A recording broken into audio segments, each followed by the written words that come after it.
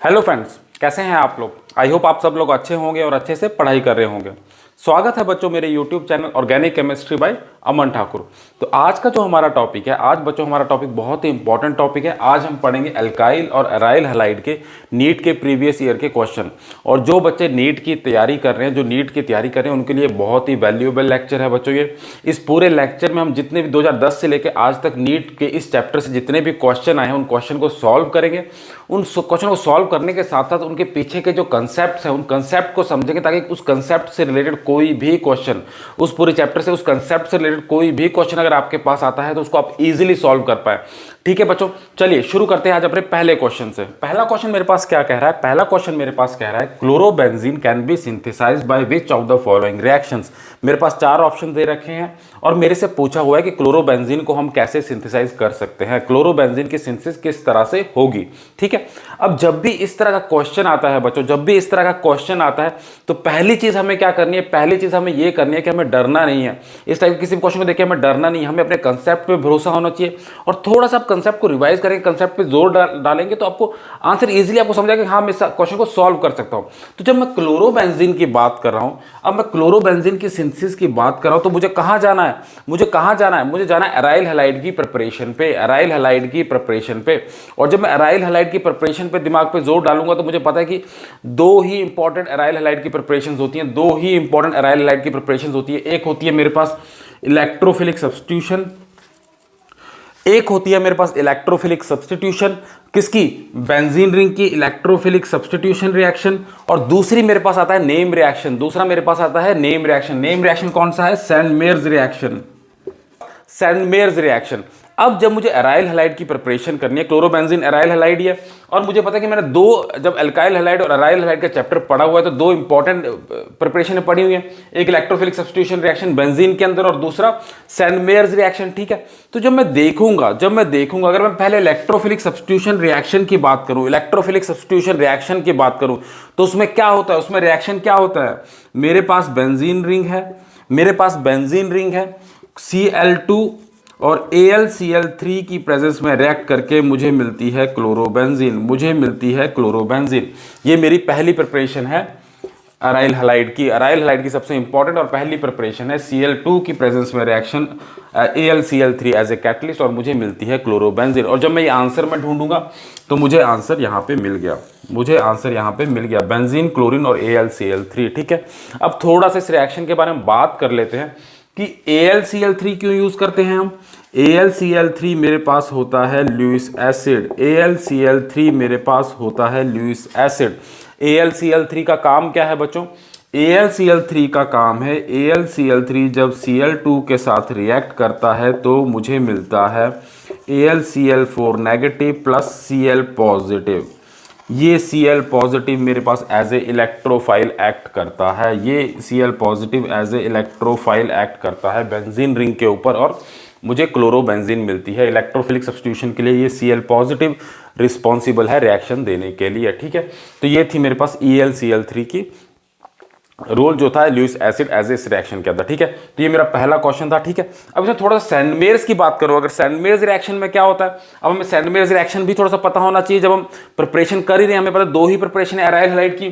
सैंडमेयर्स reaction में क्या होता है, मेरे पास होती है एनिलीन, मेरे पास होती है एनिलीन, रिएक्शन करवाते हैं सोडियम नाइट्राइड के साथ NaNO2 और HX की प्रेजेंस में मुझे मिलता है डाईएज़ोसॉल्ट, मुझे मिलता है डाईएज़ोसॉल्ट। ठीक, मुझे मिलता है डाईएज़ोसॉल्ट। और जब ये डाईएज़ोसॉल्ट को हम HX की प्रेजेंस में रिएक्ट करवाएं और COX की प्रेजेंस में तो मुझे मिलता है अराइल हैलाइड, मुझे मिलती है अराइल हैलाइड। ये है मेरे पास सैंडमेयर्स रिएक्शन। तो मेरे पास ये दो ही प्रिपरेशन है अराइल हैलाइड की। अराइल हैलाइड की प्रिपरेशन पे क्वेश्चन आएगा तो इन्हीं दो प्रिपरेशन पे आएगा, बेंजीन के साथ Cl2 क्लोरोबेंजीन। और अगर एनिलीन से रिएक्शन स्टार्ट किया सोडियम नाइट्राइड से तो पहले डाईएज़ोसॉल्ट, डाईएज़ो को जब मैंने रिएक्ट किया COX और HX की प्रेजेंस में तो भी मुझे मिलती है अराइल हैलाइड। ठीक है, तो ये दो प्रिपरेशन है खत्म। अब इस क्वेश्चन प्रिपरेशन पे अराइल हैलाइड कोई भी क्वेश्चन आएगा तो इन दो टॉपिक से ही आएगा, तो कुछ भी क्वेश्चन आएगा आप उसको सॉल्व कर पाएंगे। ठीक है, तो ये हो गया हमारे बच्चों पहला क्वेश्चन सॉल्व। ठीक है, और ये मेरे पास 2022 के नीट का क्वेश्चन है, 2022 के नीट का क्वेश्चन है। अब आते हैं क्वेश्चन नंबर 2 पे। अब है मेरे पास क्वेश्चन नंबर 2, मेरे पास है क्वेश्चन नंबर 2। क्वेश्चन नंबर 2 मेरे पास क्या कह रहा है, फाइंड द इनकरेक्ट स्टेटमेंट। मेरे पास ये 4 स्टेटमेंट दे रखी है, मेरे पास ये 4 स्टेटमेंट दे रखी है और मुझसे भी पूछा हुआ है कि इनकरेक्ट स्टेटमेंट कौन सी है। बाकी 3 स्टेटमेंट एक सही है, एक स्टेटमेंट इनकरेक्ट है, गलत है, वो कौन सी है। जब ये करेक्ट या इनकरेक्ट की स्टेटमेंट आती है बच्चों, ये आपके कंसेप्ट को बहुत हद तक चेक करती है, आपके कंसेप्ट को चैलेंज करती है कि आपका कंसेप्ट कितना स्ट्रांग है, कितना स्ट्रांग आपका कंसेप्ट है, उस पर आपका पूरा चैलेंज करती है। ठीक है, तो चलिए इस क्वेश्चन को समझने के लिए हम स्टेटमेंट्स को देखते हैं। स्टेटमेंट किस चीज के बारे में बात की गई है, किस चीज के बारे में बात की गई है स्टेटमेंट्स के ऊपर। हमें कहा है SN1 reaction gives racemic mixture, enantiomers are superimposable mirror images, SN2 reaction gives inversion of configuration, racemic mixture gives no optical activity। मतलब मुझे समझ आया कि SN1 और SN2 और उनकी ऑप्टिकल एक्टिविटी के बारे में बात की गई है। SN1 और SN2 रिएक्शन की ऑप्टिकल एक्टिविटी के बारे में बात की गई है। ठीक है, अब इस कंसेप्ट को समझने के लिए, इस कंसेप्ट को चलिए समझते हैं। सपोज मेरे पास एक हैलाइड है RX, मेरे पास एक हैलाइड है RX। ठीक है, अब RX का सॉल्यूशन है एक प्लेन पोलराइज्ड लाइट। क्या होती है मेरे पास प्लेन पोलराइज्ड लाइट? क्या होती है जब वो एक प्लेन पोलराइज्ड लाइट वो है जब वो ट्रैवल करती है सिर्फ एक ही डायरेक्शन में उसकी वाइब्रेशन हो। सपोज अगर ये लाइट इस तरह से ट्रैवल कर रही है तो उसकी अगर एक ही डायरेक्शन में वाइब्रेशन हो, एक ही डायरेक्शन में वाइब्रेशन हो, उस लाइट को हम कहते हैं plane polarised light, plane polarised light. ठीक है, अब ऑप्टिकल एक्टिव कंपाउंड किसे कहते हैं हम? ऑप्टिकल एक्टिव कंपाउंड किसे कहते हैं? सपोज ये हैलाइड है RX एक मेरे पास हैलाइड है, RX हैलाइड है, उसका सोल्यूशन है मैं प्लेन पोलराइज्ड लाइट को लेके जा रहा हूं, प्लेन पोलराइज्ड लाइट को लेके जा रहा हूं जो एक डायरेक्शन में वाइब्रेट कर रही है, एक डायरेक्शन में वाइब्रेट कर रही है। पर जैसे ही ये इस सोल्यूशन से पास हुई, जैसे ही ये सोल्यूशन से पास हुई, अगर उसकी वाइब्रेशन की डायरेक्शन चेंज हो जाए, करेगी एक ही डायरेक्शन में पर उसकी वाइब्रेशन की डायरेक्शन चेंज हो जाए, तो उस सॉल्यूशन या उस कंपाउंड को हम कहते हैं कि वो ऑप्टिकली एक्टिव कंपाउंड था जिसने प्लेन पोलराइज्ड लाइट की डायरेक्शन को चेंज किया, प्लेन पोलराइज्ड लाइट की डायरेक्शन को चेंज किया। समझिए इस चीज को। सपोज ये प्लेन पोलराइज्ड लाइट की डायरेक्शन थी, इस डायरेक्शन में ये वाइब्रेट कर रही है, इस डायरेक्शन में ये वाइब्रेट कर रही है। ठीक है, इस डायरेक्शन में ये वाइब्रेट कर रही है। जैसे ही सॉल्यूशन से निकली अगर इसकी डायरेक्शन वाइब्रेशन की चेंज हो जाए तो हम कहेंगे RX ऑप्टिकली एक्टिव है, RX प्लेन पोलराइज्ड लाइट की वाइब्रेशन की डायरेक्शन को चेंज कर सकता है। अब चेंज कैसे कर सकता है? सपोज इस तरफ जा रहा है, या तो राइट में चेंज करेगा या लेफ्ट डायरेक्शन में चेंज करेगा, या तो राइट में चेंज करेगा, या तो राइट प्लेन पोलराइज्ड लाइट को या तो राइट में चेंज करेगा उसकी डायरेक्शन को, या लेफ्ट में चेंज करेगा। अगर वो राइट में चेंज कर रहा है तो उसको हम कहते हैं dextro rotatory compound, dextro rotatory compound. अगर वो सिमिलरली अगर वो लेफ्ट में चेंज कर रहा है तो उस कंपाउंड को हम कहते हैं लीवो रोटेटरी कंपाउंड।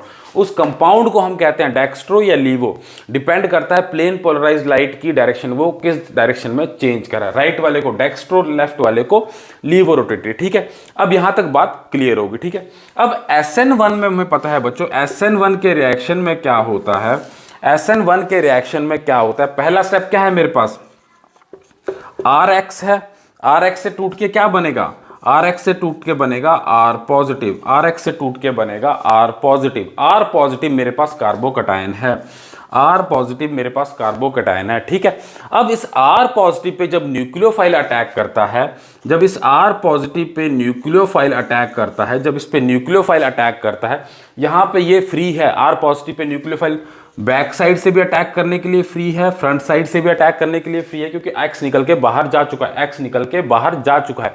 तो जो मेरे पास आधे कंपाउंड आते हैं वो आधे कंपाउंड आएंगे बैक साइड अटैक होने से और आधे कंपाउंड आएंगे फ्रंट साइड अटैक करने से, फ्रंट साइड अटैक करने से। ठीक है, आधे कंपाउंड बैक साइड से, आधे कंपाउंड फ्रंट साइड अटैक करने से। और ये दोनों कंपाउंड क्या हैं, मिरर इमेजेस। दोनों कंपाउंड क्या है, मिरर इमेजेस। दोनों कंपाउंड क्या है, मिरर इमेजेस। इसकी मिरर में देखेंगे तो यही इमेज आएगी। ठीक है, इन कंपाउंड्स को हम कहते हैं इनैंशियोमर्स, इन कंपाउंड्स को हम कहते हैं इनैंशियोमर्स। यहां तक बात क्लियर। और इनैंशियोमर्स की खास बात होती है कि वो लाइट को रोटेट करने की कैपेसिटी, अगर ये ऑप्टिकली एक्टिव है, अगर ये ऑप्टिकली एक्टिव है तो इसकी जो ऑप्टिकल एक्टिविटी होगी वो इसके बिल्कुल ऑपोजिट होगी। मतलब अगर ये डेक्स्ट्रो है तो इसका जो इनैंशियोमर होगा वो लीवो होगा। अगर ये इनैंशियोमर है तो ये, अगर ये डेक्स्ट्रो है तो लीवो होगा। तो SN1 से मुझे क्या समझ आया, मुझे SN1 से समझ आया कि इनैंशियोमर मिलते हैं इक्वल क्वांटिटी में, जितने डेक्स्ट्रो उतने लीवो, जितने डेक्स्ट्रो उतने लीवो। और इस मिक्सचर को हम कहते हैं रेसमिक मिक्सचर। इस मिक्सचर को हम कहते हैं रेसमिक मिक्सचर। मतलब एक एनाइंशियोमर के इक्वल क्वांटिटी में अगर प्रेजेंट हो, डेक्स्ट्रो और लीवो किसी सॉल्यूशन में इक्वल क्वांटिटी में प्रेजेंट हो, इक्वल क्वांटिटी में डेक्स्ट्रो और लीवो प्रेजेंट हो, तो उस मिक्सचर को हम कहते हैं रेसमिक मिक्सचर। तो SN1 से मुझे समझ आ गया क्या मिलता है, SN1 से मुझे मिलता है रेसमिक मिक्सचर। रेसमिक मिक्सचर मतलब जो प्रोडक्ट है आधे डेक्स्ट्रो होंगे आधे लीवो होंगे, आधे डेक्स्ट्रो होंगे आधे लीवो होंगे। तो रेसमिक मिक्सचर वाला मेरा जो स्टेटमेंट है सही है, रेसमिक मिक्सचर वाली मेरी स्टेटमेंट सही है। दूसरी, अब इस रेसमिक मिक्सचर की खास बात क्या होती है बच्चों, मैंने कहा कि डेक्स्ट्रो और लीवो इक्वल अमाउंट में है, डेक्स्ट्रो और लीवो इक्वल अमाउंट में है। तो आधे अगर राइट में कर रहे हैं आधे लेफ्ट में कर रहे हैं, तो जो उनका नेट होगा, नेट ऑप्टिकल एक्टिविटी जीरो आ जाएगी। जितने इसको राइट वाले थे उतने ही लेफ्ट कर रहे हैं, तो नेट क्या आएगी, जीरो। जितने राइट करने वाले थे उतने ही लेफ्ट करने वाले थे, टोटल मिला के देखा टोटल जीरो बन जाएगा। तो रेसमिक मिक्सचर की ऑप्टिकल एक्टिविटी जीरो होती है। तो ये फोर्थ स्टेटमेंट भी मेरे पास क्लियर है, फोर्थ स्टेटमेंट भी मेरे पास क्लियर है। ठीक है, अब इसमें एक चीज और हमसे बोलिए, SN2 में क्या होता है बच्चों, SN2 मैकेनिज्म मेरे पास क्या होता है, RX है, RX होता है। और न्यूक्लियोफाइल जो अटैक करता है, और जो न्यूक्लियोफाइल अटैक करता है एक ही सिंगल स्टेप में अटैक करता है, सिंगल स्टेप में अटैक करता है। मतलब क्या हुआ, इसके पास सिर्फ बैक साइड से अटैक करने की जगह है, सिर्फ बैक साइड से अटैक करने की जगह, फ्रंट से तो X ने ब्लॉक कर रखा है, फ्रंट से तो X ने ब्लॉक कर रखा है। तो जो मेरे पास प्रोडक्ट बनता है वो बैक साइड से बिल्कुल ऑपोजिट बनता है RX के, न्यू आर। तो इसमें क्या होगा, जो इसकी ऑप्टिकल एक्टिविटी, सपोज अगर ये डेक्स्ट्रो रोटेटरी है तो जो प्रोडक्ट आएगा वो लीवो आएगा, प्रोडक्ट आएगा लीवो आएगा। अगर ये लीवो रोटेटरी है तो प्रोडक्ट आएगा डेक्स्ट्रो रोटेटरी। इसको हम कहते हैं inversion of configuration. Inversion of configuration, SN2 में इन्वर्जन ऑफ कॉन्फिगरेशन क्यों होती है, क्योंकि सिर्फ बैक साइड से ही, उल्टी जगह से ही अटैक कर सकता है न्यूक्लियोफाइल, बैक साइड से ही अटैक कर सकता है न्यूक्लियोफाइल, फ्रंट साइड से तो ब्लॉक है। तो इसलिए जो हमारा रिएक्टेंट है उससे उल्टा प्रोडक्ट मिलता है, जो रिएक्टेंट है उससे इन्वर्ट प्रोडक्ट मिलता है, उल्टा प्रोडक्ट मिलता है ऑप्टिकल एक्टिविटी के केस में। ठीक है, तो हमारे पास SN2 reaction gives inversion of configuration, ये स्टेटमेंट भी सही है, ये स्टेटमेंट भी सही है। अब enantiomers are superimposable mirror images, enantiomers are superimposable mirror images. अब यहां पे मैंने कहा ये इनैंशियोमर्स होते हैं, ठीक है, और ये मिरर इमेजेस भी हैं, ये मिरर इमेजेस भी हैं, पर ये सुपर इम्पोजिबल नहीं है। सुपर इम्पोजिबल का मतलब क्या, अगर मैं इसको इसके ऊपर रखूं तो ये इसको पूरा कवर कर ले, ऐसा नहीं होता है, ऐसा नहीं होता। इसको मैं समझाऊं, अगर मैं अपने हाथों से समझाऊं इसको, ये मेरा एक हाथ है, ये दूसरा हाथ है, एक दूसरे की मिरर इमेजेस, अगर बीच में मिरर रखा हो तो ये एक दूसरे की मिरर इमेजेस हैं, पर इसके ऊपर सुपर इम्पोज नहीं हो रही है, ये सुपर इम्पोज नहीं हो रही है। क्यों, अंगूठे के ऊपर अंगूठा नहीं आ रहा है, अंगूठे के ऊपर अंगूठा नहीं आ रहा है, अंगूठे के ऊपर लिटिल फिंगर आ रही है, लिटिल फिंगर आ रही है, तो ये सुपर इम्पोजिबल नहीं होती है। इसके ऊपर इसको नहीं रख सकता हूं, इसको इसके ऊपर नहीं रख सकता हूं, तो ये सुपर इम्पोजिबल नहीं होती है। तो हमारा इनकरेक्ट स्टेटमेंट क्या आ गया, हमारा आंसर आ गया बी, हमारा आंसर है B. Enantiomers are superimposable mirror images नहीं होती, वो नॉन सुपर इम्पोजिबल होती है। नॉन सुपर इम्पोजिबल लिखा होता तो ये स्टेटमेंट सही होती। तो ये हमारा कंसेप्ट था पूरा। Question number 2 solve. अब आते हैं क्वेश्चन नंबर पे, हम अपने क्वेश्चन नंबर 3 पे। ठीक है, क्वेश्चन नंबर 3 से पहले बच्चों मैं एक बात आपसे करना चाह रहा हूं कि जब भी आप किसी एग्जाम की तैयारी करते हैं, जैसे आप नीट की तैयारी कर रहे हैं, तो आपको जो क्वेश्चन है प्रीवियस ईयर्स क्वेश्चन और उसके और भी ऑब्जेक्टिव क्वेश्चन हैं वो आपको सॉल्व करना बहुत ही मस्ट होता है। तब तक आपको एग्जाम कंडीशंस की या किस तरह के क्वेश्चन पूछे जाते हैं उनका आइडिया नहीं होगा तो आपकी तैयारी कंप्लीट नहीं है। और आपको बच्चों अगर इस तरह के लेक्चर और भी चाहिए, मैं इस तरह के लेक्चर आपके लिए लेता रहूंगा। और आपको अगर ये चीज़ें समझ आ रही है, मेरे लेक्चर समझ आ रहे हैं, अच्छे लग रहे हैं, तो लाइक सब्सक्राइब शेयर मेरे मोटिवेशन के लिए जरूर करना बच्चों, ताकि मुझे लगता रहे, मुझे पता चलता रहे कि हाँ मैं सही डायरेक्शन में आपके साथ मेहनत कर रहा हूँ। ठीक है, चलिए अब क्वेश्चन नंबर 3 पे आते हैं। मेरे पास क्वेश्चन नंबर 3 क्या पूछ रहा है, correct bond enthalpy sequence of CX bond is, मतलब CX बॉन्ड की हमें क्या पूछिए, बॉन्ड एंथैल्पी की सीक्वेंस क्या होगा। मेरे पास 4 ऑप्शन दे रखे हैं, मेरे पास हैलोजेंस दे रखे हैं, हैलाइड दे रखे हैं। ठीक है, इनकी बॉन्ड एंथैल्पी का सीक्वेंस हमसे पूछा हुआ है। ठीक है, अब जब मैं इस बॉन्ड एंथैल्पी के कंसेप्ट की बात करूं बच्चों, मेरे पास CX बॉन्ड है। ठीक है, CX बॉन्ड है।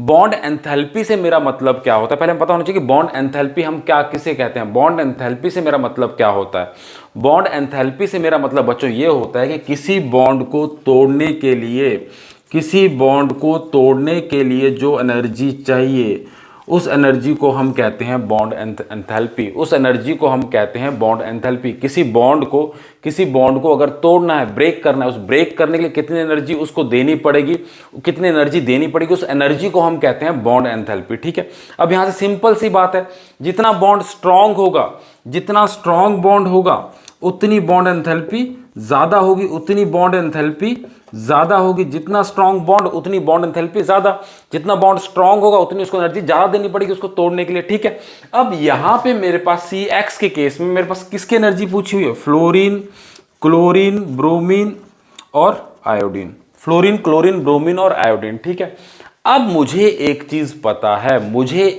पता है, जैसे जैसे पीरियोडिक टेबल के हम नीचे बढ़ते हैं साइज बढ़ता जाता है, एटम का साइज बढ़ता जाता है, नीचे की तरफ एटम का साइज बढ़ता जा रहा है। उस साइज के बढ़ने से क्या होगा बच्चों? सपोज ये बॉन्ड है, कार्बन के साथ बॉन्ड बना हुआ, अब जैसे फ्लोरीन है, उसके बाद क्लोरीन है, ब्रोमीन है, आयोडीन है। अब जैसे जैसे साइज बढ़ता जा रहा है, जैसे जैसे साइज बढ़ता जा रहा है, हेलोजन का जो न्यूक्लियस है वो यहां से दूर होता जा रहा है, हेलोजन का न्यूक्लियस है वो दूर होता जा रहा है। मतलब क्या है? बॉन्ड के इलेक्ट्रॉन को अपने पास बांधने की कैपेसिटी उसकी दूर कम होती जा रही है। जैसे जैसे दूर होता जाएगा, जैसे जैसे दूर होता जाएगा, वैसे वैसे इनके बीच में अट्रैक्शन कम होती जाएगी। जो बीच में इलेक्ट्रॉन है उसको होल्ड करने की कैपेसिटी इसकी कम होती जाएगी। तो मतलब क्या है? जैसे जैसे साइज बढ़ेगा बॉन्ड की एनर्जी कम होती जाएगी, बॉन्ड की एनर्जी कम होती जाएगी, बॉन्ड की स्ट्रेंथ कम होती जाएगी। अब जितना कमजोर बॉन्ड उसको उतनी कम एनर्जी चाहिए तोड़ने के लिए, और जितना स्ट्रांग बॉन्ड उसको तोड़ने के लिए एनर्जी उतनी ज्यादा चाहिए, उसको तोड़ने की एनर्जी उतनी ही ज्यादा चाहिए। तो सबसे छोटा साइज किसका है? फ्लोरीन का। तो सबसे ज्यादा एनर्जी हमें किसको देनी पड़ेगी? CF के बॉन्ड को। तो मेरे पास आंसर क्या आ जाएगा? CF, Cl, CBr और CI को सबसे कम एनर्जी देनी पड़ेगी। कार्बन और आयोडीन का बॉन्ड जो सबसे वीक होगा इनमें, उसको तोड़ने के लिए एनर्जी सबसे कम देनी पड़ेगी, तो उसकी बॉन्ड एंथैल्पी सबसे कम होगी।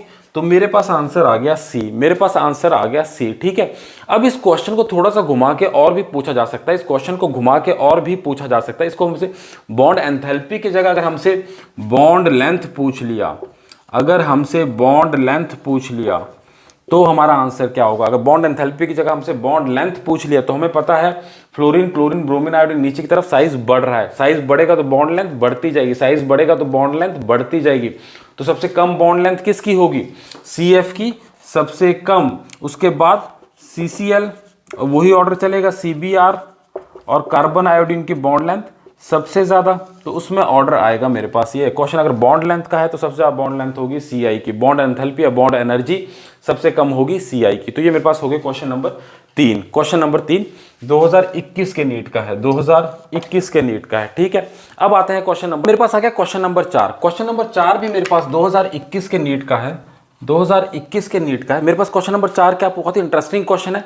क्वेश्चन क्या पूछ रहा है? In the given reaction product form follows which of the rule. मतलब क्या है? रिएक्शन भी दे रखा है, प्रोडक्ट भी दे रखा है, सब कुछ दे रखा है, हमसे पूछा है कि कौन सा रूल फॉलो कर रहा है, जो प्रोडक्ट मेरे पास बना है वो कौन सा रूल फॉलो कर रहा है, ये मेरे से क्वेश्चन पूछा हुआ है। ठीक है, मेरे पास ये 4 रूल दे रखे हैं, 4 रूल में से पूछा हुआ है कौन सा रूल जो है ये प्रोडक्ट जो बना है ये फॉलो कर रहा है। ठीक है, अब अगर मैं इस रिएक्शन को देखूं बच्चों, इस रिएक्शन को देखूं तो बहुत ही इंपॉर्टेंट रिएक्शन है, कंसेप्ट हमें वहीं समझ आ जाएगा, ये बहुत ही इंपॉर्टेंट रिएक्शन है। ये क्या है? एल्काइल हैलाइड से बनी है मेरे पास एल्कीन, एल्काइल हैलाइड से मेरे पास बनी है एल्कीन। एल्कीन कैसे बनी है? एक हेलोजन निकला है और एक हाइड्रोजन निकला है, एक हेलोजन निकला है और एक हाइड्रोजन निकला है। इसको हम कहते हैं बीटा एलिमिनेशन भी कहते हैं, इस रिएक्शन को हम कहते हैं बीटा एलिमिनेशन। मतलब क्या हुआ? हेलोजन और कार्बन की बीटा पोजीशन से, कार्बन की बीटा पोजीशन से एक हाइड्रोजन निकली है, इसलिए हम इसे कहते हैं बीटा एलिमिनेशन भी। ठीक है, प्लस इसका एक और नाम क्या है? एक और नाम बता सकते हैं? इसका एक और नाम भी होता है बच्चों, इसका एक और नाम होता है डीहाइड्रोहैलोजिनेशन। डीहाइड्रोहैलोजिनेशन क्यों कहा जाता है इसे? क्योंकि इस रिएक्शन में हाइड्रोजन और हैलोजन दोनों निकली हैं, हाइड्रोजन और हैलोजन दोनों निकली हैं, हाइड्रोजन और हैलोजन दोनों निकली हैं, तो इसको हम डिहाइड्रो हैलोजिनेशन भी कहते हैं। ठीक है, अब इस रिएक्शन में कौन सा रूल फॉलो होता है हमें पता है, तो रूल तो हमें फॉलो पता है कौन सा होता है। इस रिएक्शन को अगर मैं देखूंगा ये रिएक्शन किस तरह से होगा बच्चों, मेरे पास ये रिएक्टेंट है, समझने की कोशिश करिएगा, ये मेरे पास रिएक्टेंट है, मेरे पास रिएक्टेंट क्या है, अब मेरे पास ये रिएक्टेंट है बच्चों, मेरे पास ये रिएक्टेंट है। अब ये रिएक्टेंट है, रिएक्टेंट मुझे पता है जब बीटा एलिमिनेशन होती है अल्कोहलिक KOH के प्रेजेंस में जब रिएक्शन होगा तो बीटा एलिमिनेशन होगी, मतलब हैलोजन भी निकलेगा, मतलब हैलोजन भी निकलेगा, और उस हैलोजन के साथ में जो बीटा पोजीशन है, जो बीटा पोजीशन है वहां से एक हाइड्रोजन निकलेगी, बीटा पोजीशन से एक हाइड्रोजन निकलेगी और मुझे मिलेगी एल्कीन।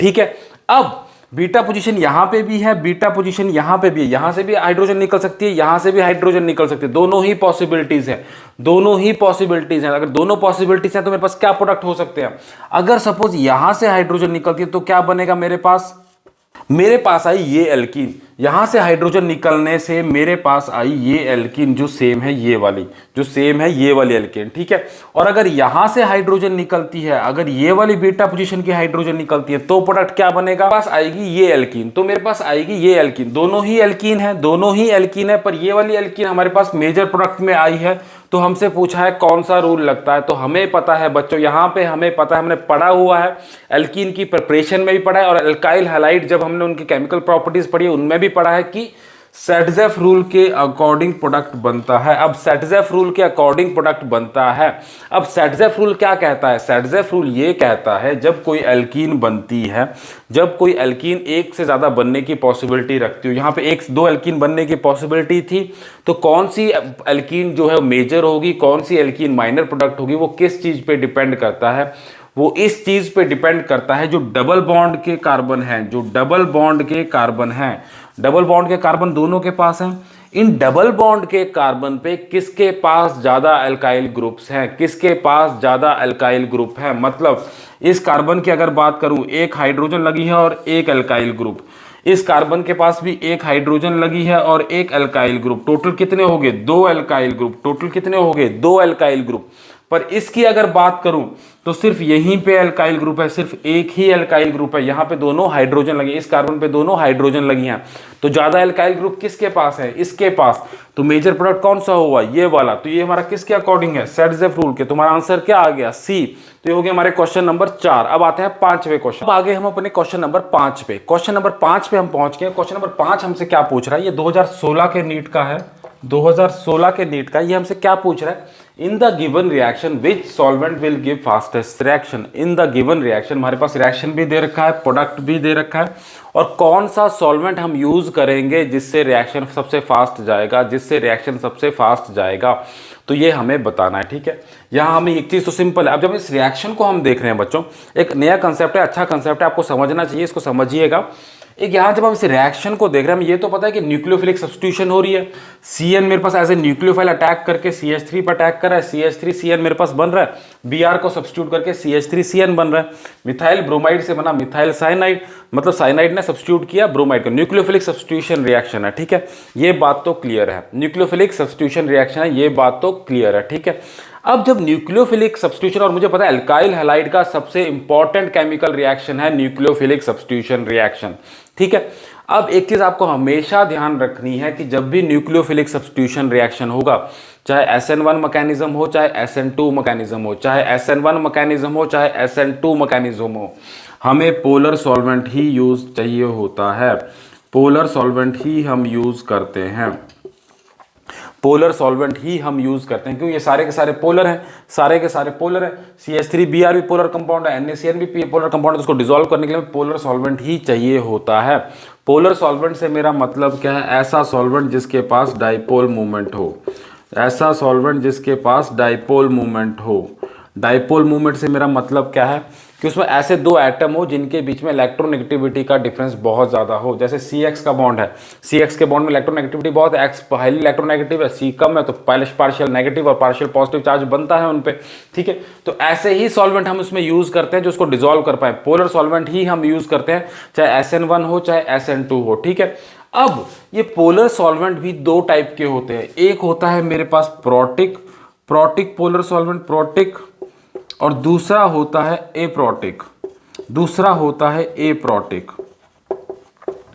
ठीक है। अब एक होता है प्रोटिक और एक होता है एप्रोटिक, ठीक है। प्रोटिक सॉल्वेंट मेरे पास कौन से होते हैं, प्रोटिक सॉल्वेंट कौन से, डाइपोल मूवमेंट तो दोनों में होगी, डाइपोल मूवमेंट तो दोनों में होगी, डाइपोल मूवमेंट चाहे प्रोटिक हो चाहे एप्रोटिक हो, दोनों में डाइपोल मूवमेंट होगी। पर protic solvent, polar protic solvent मेरे पास वो वाले सॉल्वेंट है जिनमें जो इलेक्ट्रोनेगेटिव एटम हो कोई भी, उसमें हाइड्रोजन डायरेक्ट अटैच हो, जैसे CH3OH, CH3OH या वाटर का मॉलिक्यूल H2O, इनको हम कहते हैं प्रोटिक सॉल्वेंट। मतलब ऑक्सीजन डायरेक्टली ऐसे हाइड्रोजन के साथ जुड़ी हो, इलेक्ट्रोनेगेटिव एटम डायरेक्टली हाइड्रोजन के साथ जुड़ा हो, उनको हम कहते हैं प्रोटिक सॉल्वेंट। और अप्रोटिक सॉल्वेंट वो होते हैं जिनमें इलेक्ट्रोनेगेटिव एटम हाइड्रोजन के साथ नहीं जुड़ा हो। एग्जाम्पल के तौर पे एसीटोन, CH3CO CH3, अब पार्शियल नेगेटिव ऑक्सीजन पे, पार्शियल पॉजिटिव इस पे, पर ऑक्सीजन डायरेक्टली अटैच नहीं है हाइड्रोजन से, तो ये होता है एप्रोटिक पोलर सॉल्वेंट, ठीक है।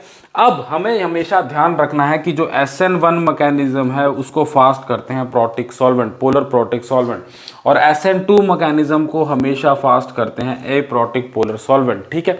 यहां तक बात क्लियर, यहां तक बात समझ आ गई, ठीक है। अब मेरे पास ये जो दे रखे हैं, ये वाटर है, प्रोटिक है, C2H5OH प्रोटिक है, CH3OH प्रोटिक है, ठीक है। पर जो मेरा रिएक्शन गया ये है मेरे पास मिथाइल ब्रोमाइड, मेरे पास है मिथाइल ब्रोमाइड।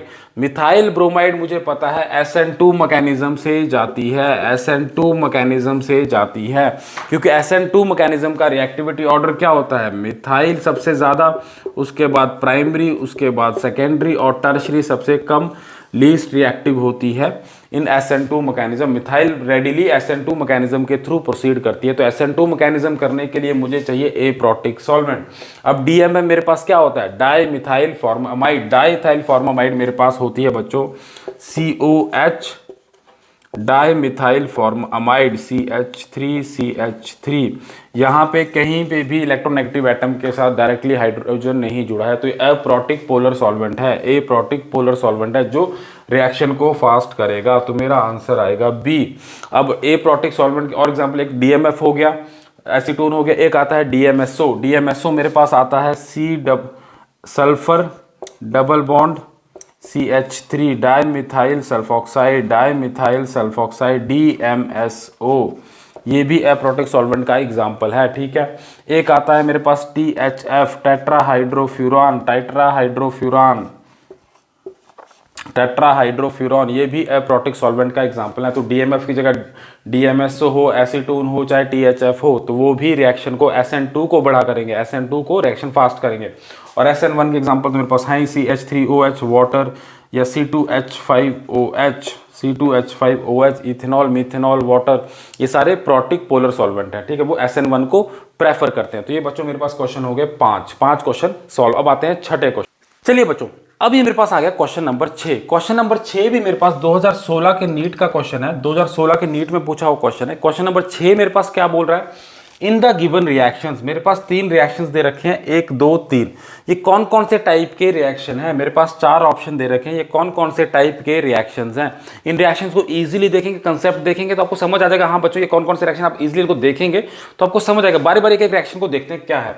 पहला रिएक्शन है अल्काइल हैलाइड की, मेरे पास रिएक्शन हुई KOH की प्रेजेंस में और मुझे मिला एल्कीन, क्या मिला, एल्कीन। अभी हमने सेडजेफ रूल पढ़ा था, तो उसमें हमने बताया था ये किस टाइप के रिएक्शन होते हैं।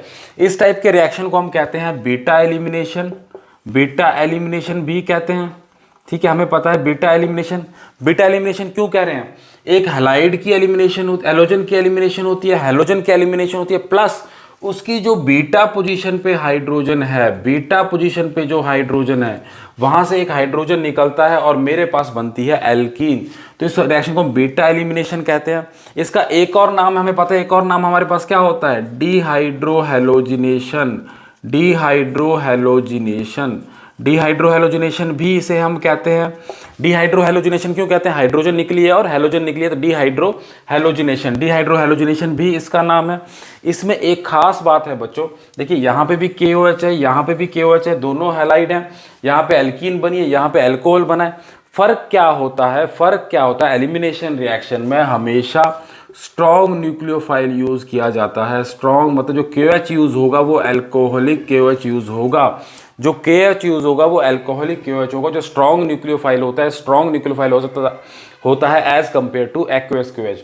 तो ये बात तो क्लियर होगी। पहला रिएक्शन है मेरे पास एलिमिनेशन का, जिसको डिहाइड्रोहेलोजिनेशन भी कहते हैं। अल्कोहलिक KOH यूज करते हैं तो अल्काइल हैलाइड से हमें मिलती है एल्कीन। ठीक है, अब दूसरे रिएक्शन में क्या हुआ है, दूसरे रिएक्शन में क्या हुआ है, KOH OH एक्ट किया है as a nucleophile, OH act किया है एज ए न्यूक्लियोफाइल, न्यूक्लियोफाइल ने सब्स्टिट्यूट किया है ब्रोमीन को, न्यूक्लियोफाइल ने सब्स्टिट्यूट किया है ब्रोमीन को। ये कौन सा रिएक्शन हो गया मेरे पास, सब्स्टिट्यूशन रिएक्शन, सब्स्टिट्यूशन रिएक्शन। अब मुझे पता है सब्स्टिट्यूशन रिएक्शन में मुझे पता है कि ये दो टाइप के रिएक्शन हमने पढ़े हैं, एक SN1 के थ्रू जाता है और एक SN2 के थ्रू जाता है, ये हमने पूरा डिटेल में पढ़ा हुआ है। ठीक है, तो दूसरा रिएक्शन आ गया मेरे पास सब्स्टिट्यूशन रिएक्शन। तीसरा रिएक्शन है बच्चों मेरे पास, इसमें क्या हुआ, एल्कीन थी, एल्कीन में मैंने एडिशन की ब्रोमीन की, एल्कीन के अंदर एडिशन हुई ब्रोमीन की, और हमें कौन सी ब्रोमीन मिलती है, इस ब्रोमीन को हम कहते हैं विसिनल ब्रोमाइड या विसिनल हैलाइड। ये हमें मिलती हैं विसिनल हैलाइड, मतलब साथ वाले कार्बन पे ब्रोमीन अलग अलग कार्बन पे लगती है, इसको हम कहते हैं विसिनल हैलाइड। प्लस इसका जो मैकेनिज्म चलता है इस रिएक्शन का वो हेलोनियम आयन मैकेनिज्म होता है, हेलोनियम आयन मैकेनिज्म से ये रिएक्शन जाता है। ये पूरे के पूरे रिएक्शन हमने पूरे लेक्चर में डिटेल में स्टडी किए हुए हैं। ठीक है, तो अब हमें पता है पहला रिएक्शन एलिमिनेशन, दूसरा सब्स्टिट्यूशन और तीसरा एडिशन। एलिमिनेशन उसके बाद सब्स्टिट्यूशन और उसके बाद एडिशन। तो हम यहाँ पे ढूंढ लेंगे, पहला क्या है एलिमिनेशन, दूसरा सब्स्टिट्यूशन, तीसरा एडिशन। मेरा आंसर आ गया सी इज माई आंसर। ठीक है, तो ये क्वेश्चन नंबर 6 हमारे सॉल्व हो गए। अब आते हैं क्वेश्चन नंबर 7वें पे। साथ में क्या पूछा है, the true statement for SN2 reaction is, the true statement for SN2 reaction is. तो मैंने कहा था बच्चों, जब भी SN2 या कुछ भी किसी का स्टेटमेंट्स हमें दी होती है, उसमें ट्रू या इनकरेक्ट या करेक्ट पूछा होता है, तो उसमें हमारे कंसेप्ट बहुत हद तक चैलेंज होते हैं। वो पूरा कंसेप्ट हमें अच्छे से आता होगा तभी हम उसको सॉल्व कर पाएंगे। ठीक है, तो इस चीज़ को अगर हम SN2 की बात की गई, SN2 रिएक्शन की बात की गई है हमारे पास, हमसे क्या बोला है, SN2 रिएक्शन में inversion is more than retention. ये स्टेटमेंट सही है, या कंप्लीट इन्वर्जन होती है, या रेसिमाइजेशन होती है, या रिटेंशन होती है, इनमें से कौन सी स्टेटमेंट बिल्कुल सही है, कौन सी स्टेटमेंट बिल्कुल सही है। तो अगर हमें ये चीज़ पता, हमें इसका आंसर करना है, तो हमें SN2 मैकेनिज्म का कंसेप्ट अच्छे से पता होना चाहिए। ऑप्टिकल एक्टिविटी को लेकर स्टीरियोकेमिस्ट्री क्या होती है SN2 मैकेनिज्म की, वो हमें अच्छे से पता होना चाहिए। तो जब मैं SN2 मैकेनिज्म की बात करता हूं, SN2 मैकेनिज्म क्या होता है मेरे पास बच्चों, SN2 मैकेनिज्म मेरे पास होता है सब्स्टिट्यूशन न्यूक्लियोफिलिक बायोमोलिक्यूलर। 2 मतलब बायोमोलिक्यूलर, बायोमोलिक्यूलर से मेरा मतलब क्या होता है, बायोमोलिक्यूलर से मेरा मतलब क्या होता है, जो रेट ऑफ रिएक्शन है वो डिपेंड करती है कंसंट्रेशन दो मॉलिक्यूल की कंसंट्रेशन पे। एक हैलाइड, पहली हैलाइड और दूसरी न्यूक्लियोफाइल, दोनों की कंसंट्रेशन पे rate of reaction SN2 mechanism में डिपेंड करता है।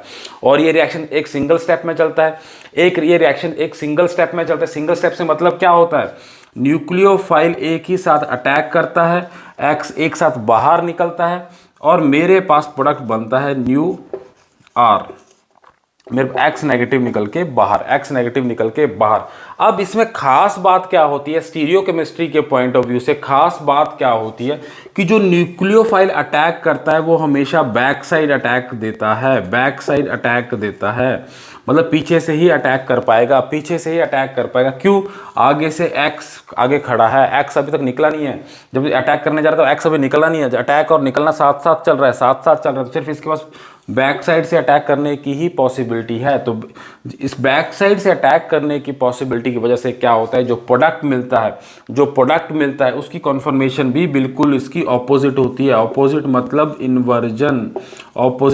इन्वर्जन, बैक साइड के अटैक की वजह से जो प्रोडक्ट मिलता है उसकी कॉन्फ़िगरेशन कंप्लीटली ऑपोजिट होती है। अगर मतलब ये डेक्स्ट्रो रोटेटरी प्रोडक्ट रिएक्टेंट है तो प्रोडक्ट मेरे पास लीवो आएगा, अगर ये लीवो रोटेटरी है तो प्रोडक्ट मेरे पास डेक्स्ट्रो आएगा।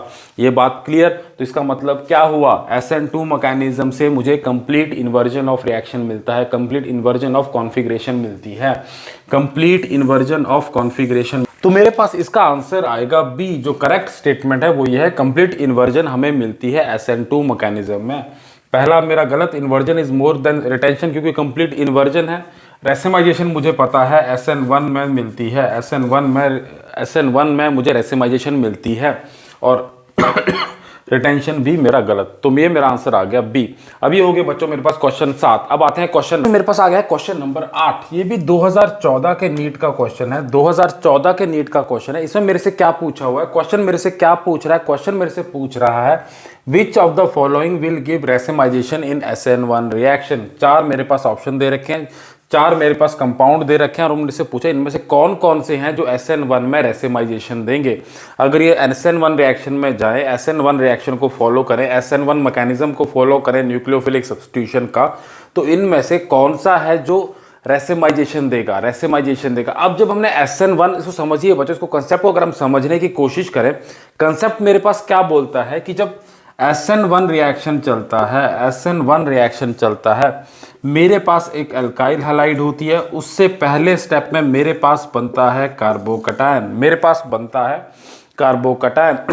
और जो न्यूक्लियोफाइल होता है, और जो न्यूक्लियोफाइल होता है वो फ्रंट साइड से भी अटैक करता है, बैक साइड से भी अटैक करता है, और मुझे मिलता है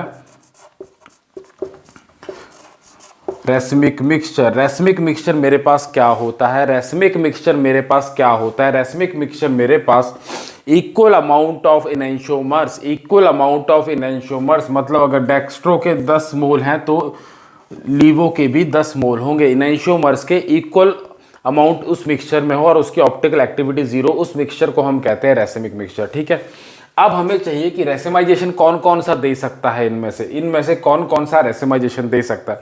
तो सिंपल सा कंसेप्ट है बच्चों, रेसिमाइजेशन होने के लिए कंपाउंड ऑप्टिकली एक्टिव होना चाहिए, ऑप्टिकली एक्टिव होना चाहिए। ऑप्टिकली एक्टिव होगा तभी तो आधे आधे इनैंशियोमर डेक्स्ट्रो और लीवो आधे आधे प्रोपोर्शन में देगा, आधे डेक्स्ट्रो देगा, आधे लीवो देगा।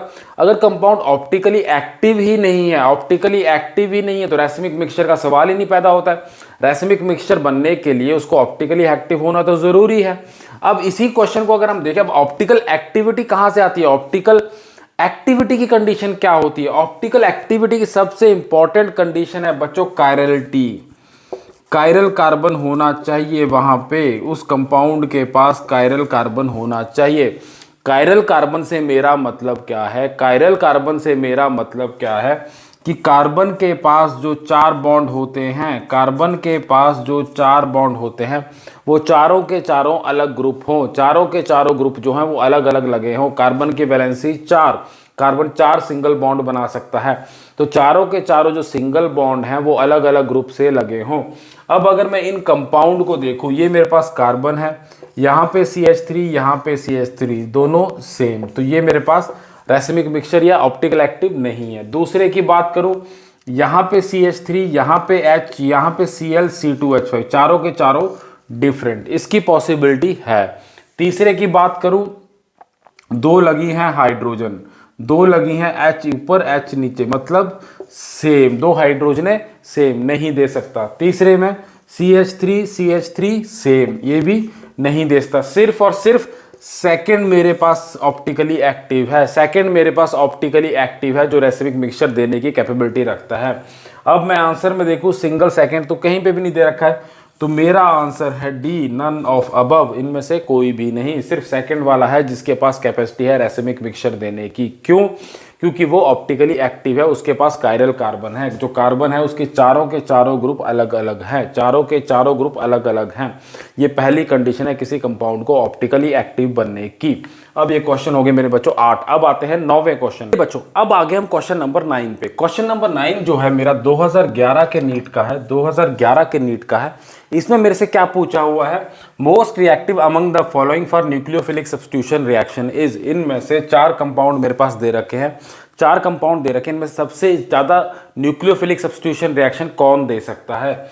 मोस्ट रिएक्टिव न्यूक्लियोफिलिक सब्स्टिट्यूशन के लिए सबसे रिएक्टिव कौन सा कंपाउंड है, इन 4 में से मेरे से ये पूछा हुआ। ठीक है, अब यहाँ पे मुझे पता है कि ये सारी सारी अराइल हैलाइड है, सब्स्टिट्यूटेड अराइल हैलाइड है, अराइल हैलाइड और सब्स्टिट्यूटेड अराइल हैलाइड है।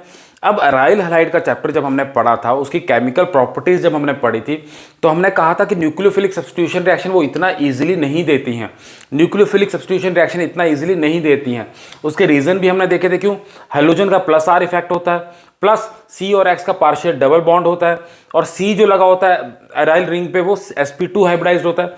पर कुछ कंडीशंस में अगर न्यूक्लियोफिलिक सब्स्टिट्यूशन रिएक्शन करना ही पड़ जाए, तो इनमें से कौन सा वाला है जो सबसे ज़्यादा रिएक्टिव होगा न्यूक्लियोफिलिक सब्स्टिट्यूशन रिएक्शन के लिए, ठीक है। तो इस चीज़ को समझने के लिए बच्चों, सपोज मैं अपने पास बनाता हूँ एराइल हैलाइड, ये है मेरे पास एराइल हैलाइड, ठीक है।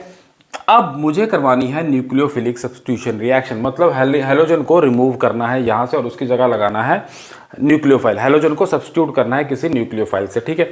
अब इस चीज़ को समझने के लिए, इस आंसर को करने के लिए इस पूरे कंसेप्ट को समझते हैं, न्यूक्लियोफिलिक सब्स्टिट्यूशन रिएक्शन होता किस तरह से, और उस पूरे कंसेप्ट को जब आप समझ लेंगे तो कोई भी क्वेश्चन आए आप उसको ईजिली कर सकते हो, कोई भी क्वेश्चन आएगा आप उसको ईजिली कर पाएंगे, ठीक है। अब अगर मैं बात करूं, न्यूक्लियोफाइल है मेरे पास, एक न्यूक्लियोफाइल है, उसके पास है नेगेटिव चार्ज, उसको सब्स्टिट्यूट करना है हैलोजन को, तो क्या होगा, न्यूक्लियोफाइल का नेगेटिव चार्ज का मतलब एक इलेक्ट्रॉन एक्स्ट्रा, समझिएगा बिल्कुल कंसेप्ट से समझिएगा। न्यूक्लियोफाइल का नेगेटिव का मतलब है एक इलेक्ट्रॉन उसके पास एक्स्ट्रा है, तभी तो न्यूक्लियोफाइल है, उसको चाहिए न्यूक्लियस, एक इलेक्ट्रॉन एक्स्ट्रा लेके बैठा हुआ है, ठीक है। अब उसने अगर इस कार्बन पे अटैक करता है, अगर वो इस कार्बन पे अटैक करता है तो मेरे पास क्या होगा, समझिएगा, मेरे पास ये बेंजीन रिंग है, ठीक है, ये बेंजीन रिंग है। अब यहां पे लगी है हैलोजन, यहां पे न्यूक्लियोफाइल ने बना दिया बॉन्ड, न्यूक्लियोफाइल ने बना दिया बॉन्ड, एक बॉन्ड में इलेक्ट्रॉन दो, एक बॉन्ड में इलेक्ट्रॉन दो, न्यूक्लियोफाइल का एक इलेक्ट्रॉन अपना था और एक जो नेगेटिव चार्ज वाला एक्स्ट्रा इलेक्ट्रॉन था वो उसने दिया कार्बन पे, ठीक है, उसने दिया कार्बन पे।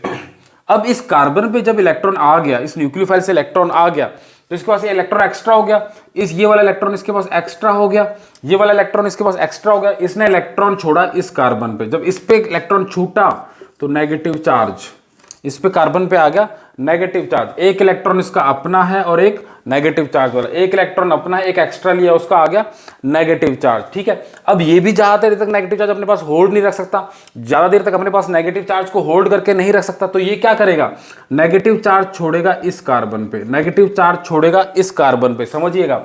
अब इस कार्बन पे इलेक्ट्रॉन, ये जो नेगेटिव वाला इलेक्ट्रॉन है ये आ गया यहाँ पे, और ये जो एक्स्ट्रा इलेक्ट्रॉन था, ये जो एक्स्ट्रा इलेक्ट्रॉन था ये गया इस कार्बन पे, ये गया इस कार्बन पे, तो मेरे पास क्या बनेगा, ये बेंजीन की रिंग, ये बेंजीन की रिंग, एक्स्ट्रा इलेक्ट्रॉन यहां पे, उसका मतलब नेगेटिव चार्ज, यहां पे बना बॉन्ड, यहां बना बॉन्ड, और एक्स और न्यूक्लियोफाइल जुड़े हैं ऐसे ही, ठीक है। अब सिमिलर कंडीशन यहां पे भी आएगी, सिमिलर कंडीशन, इलेक्ट्रॉन यहां छूटेगा, ये इलेक्ट्रॉन एक्स्ट्रा यहां जाएंगे, मेरे पास बनेगा ये स्ट्रक्चर, मेरे पास बनेगा ये स्ट्रक्चर। अब इस कार्बन पे नेगेटिव चार्ज है, मतलब इसके पास भी एक्स्ट्रा इलेक्ट्रॉन है, एक्स्ट्रा इलेक्ट्रॉन को छोड़ेगा यहां पे और यहां से बॉन्ड निकल के बाहर आएगा, मेरे पास आएगा प्रोडक्ट, मेरे पास आएगा न्यूक्लियोफाइल और मेरे पास आएगा प्रोडक्ट, ठीक है। अब यहां तक इसको समझाने का मेरा पर्पस ये था, इसको समझाने का मेरा पर्पस ये था कि न्यूक्लियोफिलिक सब्स्टिट्यूशन इतना इजी तो है नहीं, इसमें न्यूक्लियोफिलिक सब्स्टिट्यूशन इतना इजी तो है नहीं, पर जब न्यूक्लियोफिलिक सब्स्टिट्यूशन हो रही है, जब न्यूक्लियोफिलिक सब्स्टिट्यूशन हो रही है तो ऑर्थो और पैरा पोजीशन पे, ऑर्थो और पैरा पोजीशन, देखिए ऑर्थो और पैरा पोजीशन पे, दो ऑर्थो और एक पैरा पोजीशन पे इलेक्ट्रॉन एक्स्ट्रा आ रहे हैं, इलेक्ट्रॉन एक्स्ट्रा आ रहे हैं, इलेक्ट्रॉन की डेंसिटी बढ़ रही है, यहाँ पे भी ऑर्थो पोजीशन, यहाँ पैरा पोजीशन, यहाँ ऑर्थो पोजीशन, मेटा पोजीशन पे कुछ नहीं हो रहा है, मेटा पोजीशन पे कुछ भी नहीं हो रहा, ऑर्थो और पैरा पोजीशन पे इलेक्ट्रॉन की डेंसिटी बढ़ रही है, ठीक है। अब कोई अगर ऐसा फैक्टर आ जाए, कोई समझिए, कोई अगर ऐसा फैक्टर आ जाए जो इसकी एक्स्ट्रा इलेक्ट्रॉन डेंसिटी को स्टेबल करे, इसकी इलेक्ट्रॉन की एक्स्ट्रा डेंसिटी को कम करे, तो वो इसको स्टेबल करेगा, रिएक्शन को आगे बढ़ाने में मदद करेगा, तभी मदद हो सकती है जब इस जो चीज बन रही है उसको और स्टेबल करा, जो चीज बन रही है उसको और स्टेबल करा। उसको और स्टेबल कैसे किया जा सकता है, जहां जहां नेगेटिव चार्ज बन रहा है वहां अगर कोई ऐसा ग्रुप लग जाए जो इलेक्ट्रॉन को अपनी तरफ खींचता हो, मतलब इलेक्ट्रॉन विड्रॉइंग ग्रुप अगर लग जाए, कहां पे, ऑर्थो या पैरा पोजीशन पे, ऑर्थो या पैरा पोजीशन पे इलेक्ट्रॉन विड्रॉइंग ग्रुप अगर लग जाए तो वो न्यूक्लियोफिलिक सब्स्टिट्यूशन रिएक्शन को क्या करेगा, बढ़ाएगा, न्यूक्लियोफिलिक सब्स्टिट्यूशन रिएक्शन को क्या करेगा, बढ़ाएगा। तो यहां पे अगर मैं देखूं, यहां पे अगर मैं देखूं, यहां पे तो कुछ भी नहीं लगा हुआ है इलेक्ट्रो विड्रॉइंग ग्रुप, यहां पे OH है, NO2 है और NH2 है, मुझे पता है ये प्लस आर इफेक्ट देते हैं, ये प्लस आर इफेक्ट देते हैं, पर नाइट्रो इलेक्ट्रॉन विड्रॉइंग ग्रुप है, इलेक्ट्रॉन विड्रॉइंग ग्रुप नाइट्रो है, माइनस आर इफेक्ट वाला। तो मेरे पास पैरा पोजीशन में अगर नाइट्रो लगा है तो मेरे पास आंसर क्या होगा, सी, जो सबसे फास्ट रिएक्टिव, सबसे ज्यादा रिएक्टिव होगा न्यूक्लियोफिलिक सब्स्टिट्यूशन है, पैरा पोजीशन पे नाइट्रो क्लोरोबेंजीन, ठीक है। तो मेरा आंसर आ गया सी। अब ये मेरा क्वेश्चन नंबर हो गया 9। अब आते हैं बच्चे क्वेश्चन नंबर 10 पे। चलिए बच्चों, अब पहुंच के हम अपने क्वेश्चन नंबर 10 पे। ये है मेरे पास 2010 के नीट का क्वेश्चन, 2010 के नीट का क्वेश्चन। इसमें मेरे से क्या पूछा हुआ है मेरे से पूछा है among the following most reactive for SN1 reaction is, among the following most reactive for SN1 reaction is, मतलब चार मेरे पास कंपाउंड दे रखे हैं और इनमें से पूछा कि SN1 रिएक्शन में सबसे ज़्यादा रिएक्टिव कौन सा होगा, इसमें SN1 रिएक्शन में जाने की कैपेसिटी सबसे ज़्यादा किसकी होगी, कौन सा वाला इनमें से SN1 मैकेनिज्म को फॉलो करेगा। अब इसको समझने के लिए बच्चों कंसेप्ट सिंपल है। एक चीज़ आपने यहाँ पे जरूर गौर, क्योंकि SN1 और SN2 से बहुत सारे क्वेश्चन पूछे उनकी, चाहे स्टीरियोकेमिस्ट्री से है चाहे उनके रिएक्शन से है। तो SN1 और SN2 एल्काइल और अराइल हैलाइड में आप इजी बहुत ही डीपली उस कंसेप्ट को अच्छे से समझिएगा, उस कंसेप्ट को अच्छे से रिवाइज करिएगा, ठीक है। अब मैं बात करूं, मेरे पास SN1 मैकेनिज्म की बात हुई है, SN1 मैकेनिज्म की बात हुई है, तो SN1 मैकेनिज्म क्या होता है? पहले स्टेप में अल्काइल हैलाइड से मुझे मिलती है कार्बोकैटायन, पहले स्टेप में मुझे मिलती है कार्बोकैटायन, और कार्बोकैटायन के बाद सेकंड स्टेप में न्यूक्लियोफाइल उस पर अटैक करता है और मेरे पास आता है प्रोडक्ट। ये मेरे पास SN1 मैकेनिज्म में दो स्टेप में चलता है। पहले स्टेप में क्या होती है? कार्बोकैटायन की जनरेशन, कार्बोकैटायन की जनरेशन। अब मुझे यहाँ पे एक चीज़ और पता है, कार्बोकैटायन जितनी ज़्यादा स्टेबल होगी रिएक्शन उतना ज़्यादा फॉरवर्ड जाएगा, रिएक्शन उतना ज़्यादा SN1 में जाएगा। जितनी ज़्यादा स्टेबल कार्बोकैटायन बनेगी उतने ज़्यादा रिएक्शन SN1 में जाने के चांसेस हैं। SN1 में तभी जाएगा जब ये स्टेबल बन रहा होगा। तो मुझे और एक चीज़ और पता है कि कार्बोकैटायन की जो स्टेबिलिटी का ऑर्डर है, कार्बोकैटायन की जो स्टेबिलिटी का ऑर्डर है वो क्या होता है? टर्शरी सबसे ज़्यादा स्टेबल, सेकेंडरी, प्राइमरी और सबसे कम stable methyl carbocation, methyl carbocation, ठीक है। सबसे ज़्यादा स्टेबल टर्शरी, सेकेंडरी, प्राइमरी और मिथाइल कार्बोकैटायन। अब किसी रिएक्शन में अगर SN1 में जाना हो, किसी हैलाइड को अगर SN1 मैकेनिज्म में जाना हो, तो उस अगर वो टर्शरी कार्बोकैटायन बना रही है तो वो सबसे ज़्यादा पॉसिबिलिटी है कि वो SN1 में ही जाएगी, क्योंकि वो सबसे ज़्यादा स्टेबल बनेगा, उसमें सबसे ज़्यादा स्टेबल इंटरमीडिएट बनेगा। तो सबसे ज़्यादा स्टेबल जब इंटरमीडिएट तभी बन सकता है जब टर्शरी कार्बोकैटायन बनती हो। तो अगर मैं इन हैलाइड को देखूँ, इन हैलाइड को देखूँ, RX से पहला स्टेप क्या होता है? कार्बोकैटायन बनती है। तो अगर मैं इनकी हैलाइड को हटा के कार्बोकैटायन को देखूँ, मेरे पास ये कार्बोकैटायन बनेगी, मेरे पास ये कार्बोकैटायन बनेगी। अब इन्हें अगर मैं कार्बोकैटायन को कंपेयर करूं तो मुझे सिंपली अपने आंसर में क्या ढूंढना है? मुझे अपने आंसर में क्या ढूंढना है? टर्शरी कार्बोकैटायन कहीं दिख रही है मुझे? टर्शरी कार्बोकैटायन कहीं दिख रही है? मुझे दिख रही है ये टर्शरी कार्बोकैटायन, तीनों तरफ अलग अलग ग्रुप टर्शरी कार्बोकैटायन। तो मेरा आंसर क्या होगा? A will be my answer. Tertiary carbocation is always most stable tertiary carbocation होती है। तो इसलिए SN1 मैकेनिज्म से हम हमेशा टर्शरी कार्बोकैटायन की जहां बनता हो वहीं पे वो कंपाउंड हमें SN1 मैकेनिज्म से बहुत इजीली जाएगा, ठीक है। तो ये बच्चों मेरे क्वेश्चन हो गए 10। अब आते हैं क्वेश्चन नंबर 11 पे। बच्चों अब आ गया मेरे पास क्वेश्चन नंबर 11। क्वेश्चन नंबर 11 मेरे पास 2010 के ही नीट का है, 2010 के नीट का है। ये मेरे से क्या पूछ रहा है? मेरे से पूछ रहा है among the following correct order of CX bond, correct order of CX bond towards nucleophilic substitution reaction is, मतलब इनमें जो CX के बॉन्ड है वो न्यूक्लियोफिलिक सब्स्टिट्यूशन में उनका करेक्ट ऑर्डर क्या है, रिएक्टिविटी का ऑर्डर क्या है SN1 न्यूक्लियोफिलिक सब्स्टिट्यूशन रिएक्शन में जाने के लिए, न्यूक्लियोफिलिक सब्स्टिट्यूशन रिएक्शन देने के लिए इनका ऑर्डर CX के बॉन्ड का रिएक्टिविटी ऑर्डर क्या है, ये हमसे पूछा हुआ, ठीक है। ये जो क्वेश्चन है बच्चों, इसमें जो कंसेप्ट है बहुत इंटरेस्टिंग कंसेप्ट, और ये सारा कंसेप्ट कंबाइंड कंसेप्ट है। जो हमने 9वां और 10वां क्वेश्चन पढ़ा उनका कंबाइंड कंसेप्ट है, ठीक है। अब इस क्वेश्चन में पहली बात तो ये है बच्चों, दो मेरे पास अराइल हैलाइड है और दो मेरे पास एल्काइल हैलाइड है। तो पहले तो हमें कंपैरेटिवली दोनों का देखना पड़ेगा, अराइल और एल्काइल हैलाइड में से न्यूक्लियोफिलिक सब्स्टिट्यूशन रिएक्शन कौन ज्यादा इजीली देता है? मुझे पता है एल्काइल हैलाइड।